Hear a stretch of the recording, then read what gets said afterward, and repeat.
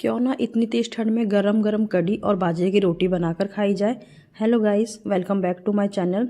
यहाँ कढ़ी को मैंने बॉईल होने के लिए रख दिया है और इस कढ़ी में मैंने 1 कप बेसन, 1 छोटा चम्मच मैंने हल्दी पाउडर, लाल मिर्च पाउडर और अजवाइन डाली है 1 छोटा चम्मच ही, और इसे बॉईल होने के लिए रख दिया है।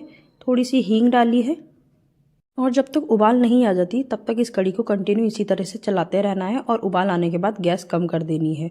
तो हम बना रहे हैं हरी प्याज वाली कढ़ी।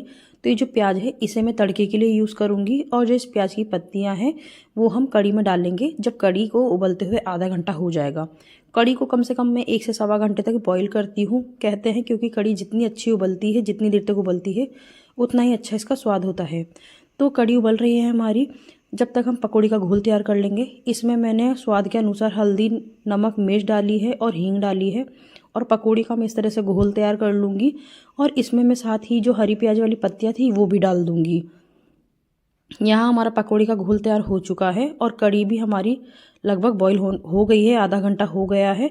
तो इसमें अब मैं जो हरी प्याज वाली पत्तियाँ थी वो डाल दूँगी और पत्तियों को डालने के बाद आधे घंटे तक मैं इसे और बॉईल कर लूँगी।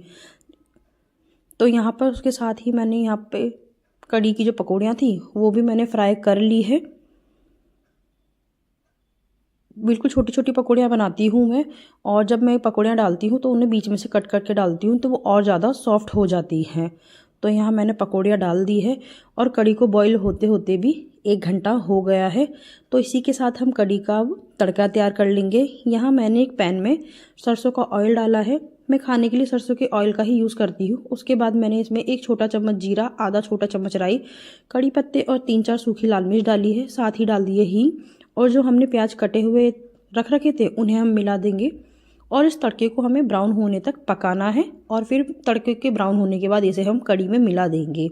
अगर आप मेरे चैनल पे नए हैं तो चैनल को सब्सक्राइब करना ना भूलें। वीडियो अच्छी लगी हो तो उसे ज़्यादा से ज़्यादा लाइक और शेयर करें, और इतनी तेज़ ठंड में आप भी इस कढ़ी और बाजरे की रोटी का आनंद लें। हमारे यहाँ गुड़गांव में तो बहुत ज़्यादा ठंड है, धूप भी नहीं निकल रही है, प्लस बारिश है, तो इसीलिए मैं ये कढ़ी बना रही हूँ। यहाँ कढ़ी में मैंने तड़का तैयार कर लिया है, गैस बंद कर दी है। उसके बाद मैंने कढ़ी में ऊपर से हरा धनिया डाल दिया है। तो कढ़ी हमारी तैयार है। अब बना लेंगे हम बाजरे की रोटी। तो यहाँ मैंने 1 कप बाजरे का आटा लिया है, उसमें हल्का सा नमक डाला है और इस आटे को मैं गर्म पानी से गूँथ रही हूँ। जब भी हम मक्का, बाजरे या चावल का आटा लगाते हैं तो हमेशा उसे गर्म पानी से ही गूँथा जाता है और इस तरह से इसे हाथों से मलते हुए आटा तैयार करना है। जितना हम अच्छे से हम इस आटे को इस तरह से मलेंगे उतना ही सॉफ्ट ये आटा हमारा हो जाएगा। तो बस इसे 3-4 मिनट तक इसी तरह से मलना है और गर्म पानी से ही आपको आटा लगाना है। आटा लगाने के बाद मैं हाथों की सहायता से इस तरह से यहाँ बाजरे की रोटी बना रही हूँ। और बहुत ज़्यादा बड़ी तो मुझसे नहीं बनती है, मुझसे भी टूट जाती है, इसलिए मैं थोड़ी छोटी छोटी रोटियाँ ही बनाती हूँ। यहाँ मैं आज रोटी बनाने के लिए नॉनस्टिक पैन का यूज़ कर रही हूँ, नॉनस्टिक तवे का। तो यहाँ पर रोटी में बीच में थोड़ा सा छेद था तो मैंने उसे उंगलियों से इस तरह से दबा दिया है और जो कॉर्नर्स मोटे थे उन्हें उंगलियों से दबाते हुए पतला कर लिया है। एक तरफ से सिकने के बाद इसे हम पलट देंगे और रोटी को सिकने में कम से कम 10 मिनट का समय लगता है। बिल्कुल कम गैस पे ही इस रोटी को सेका जाता है। और फिर इसे उतारने के बाद मैं इसे तवे इस पे गैस पे इस तरह से सेक लूँगी। जो लोग भी ये कहते हैं ना कि गैस पे मक्का बाजरे की रोटी नहीं बनती है, तो ऐसा नहीं है। गैस पे भी हम बना के ईजिली खा सकते हैं, बन जाती है। तो यहाँ पर दोनों तरफ से उलट पलट करते हुए मैं इस रोटी को सेक लूँगी और कम गैस पे ही सेकनी है वरना ये जल जाएगी। तो यहाँ मेरी रोटी अच्छे से सीख गई है।